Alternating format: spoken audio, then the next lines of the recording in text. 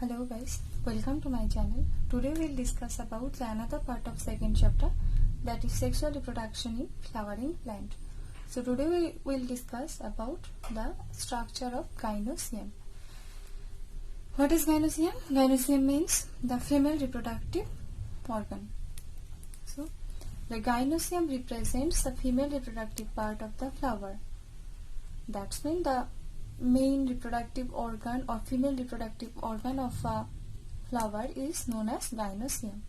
The gynoecium may consist of three parts, that is the pistil, megasporangium, that is called ovule, and embryosac.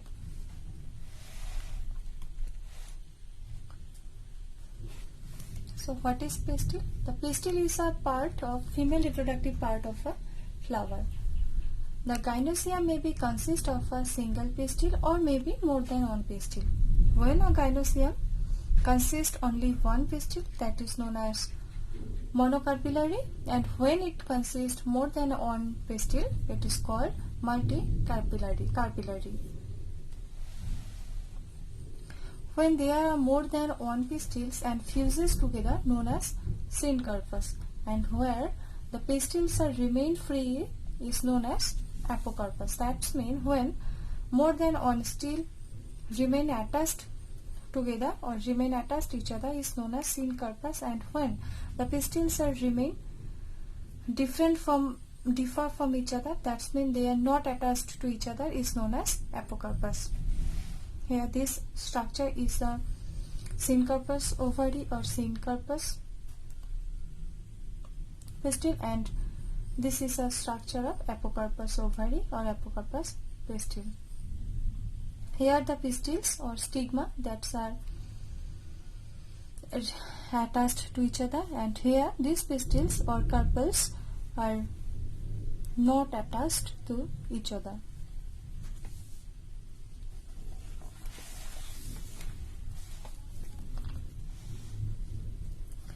Each pistil has three parts, that is stigma, style, and ovary.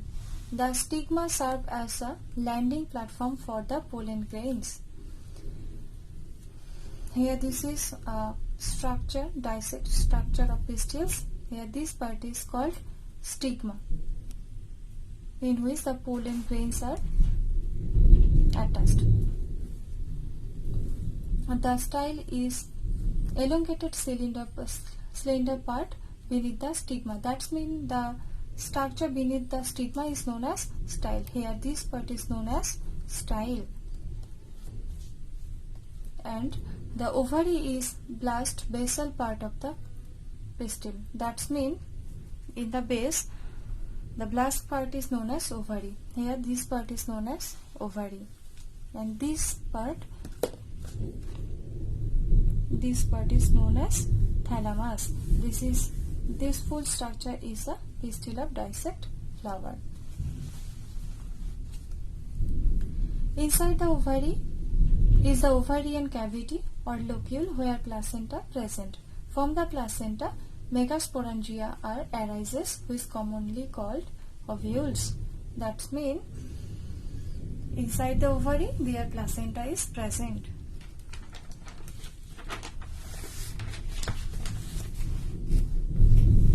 Now the structure of megasporangium or ovule. In seed plants, the ovule is the structure that give rise to and contains the female reproductive cells. The ovules is attached to the placenta by means of a stalk called funicle. That means a stalk-like structure through which ovule is connected to the placenta is known as funicle. The body of the ovule fuses with funicle in the region called hilum. Each ovule has one or two protective envelopes called integuments. That means the envelopes through which ovule is covered is known as integuments. The integuments do not enclose the nucellus completely, but remain an opening at the apex referred to as macropyle. Here we said nucellus. What is nucellus? Nucellus is within the integuments a mass of cells. That means a bunch of cell which is present in the integuments is known as nucellus. And what is micropyle? The part which is in ovule, the part which is not covered with the integuments, that means opening part of ovule is known as micropyle. Located opposite from the micropyle is the chalaza, where the nucellus is joined to the integuments. Here this is a structure of a mature ovule. This part is known as funicle. That means through this part ovule is connected with the placenta. And here this part is hilum, and here this part which is open, not covered by integument, is known as micropyle. This is outer integument, this portion is inner integument, and this is nucellus, and this structure is embryo sac, and this part is known as chalazal pole. Nutrients from the plants travel through the phloem of the vascular system to the funicles and outer integuments, and from there apoplastically and symplastically through the chalaza to the nucellus inside the ovule. That means the nutrients passes inside the ovule through the chalazal part of the ovule or microsporangium. What is apoplastically? Here we discuss apoplastically. What is apoplastically? Apoplastic means the outer space of plasma membrane, and symplastic means the inner part of the plasma membrane. So nutrients passes through the phloem into the inside of ovule through the chalazal part of a ovule.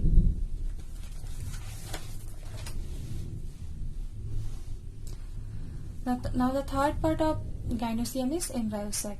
In majority on flowering plants, one of the megaspores is functional while the other three degenerate.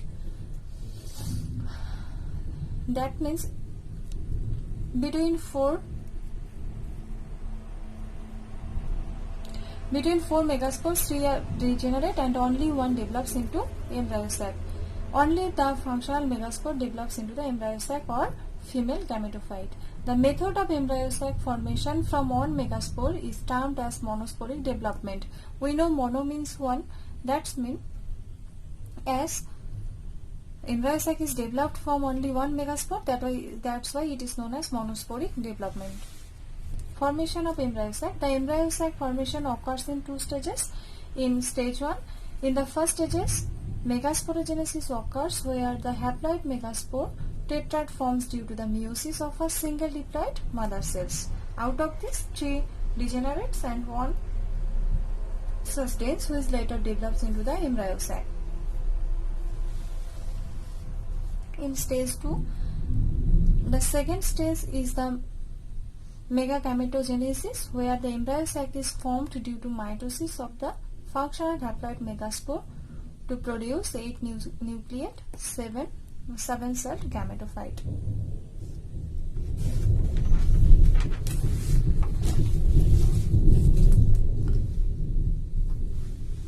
The polar nuclei move to the center out of all 8 nuclei to combine and generate a single diploid cell at that locations.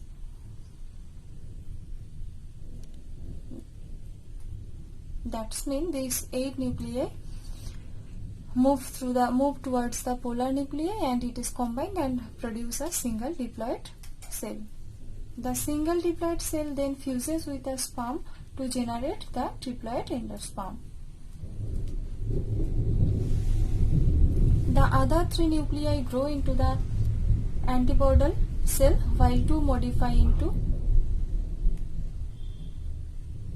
syncrete cells which degenerate gradually.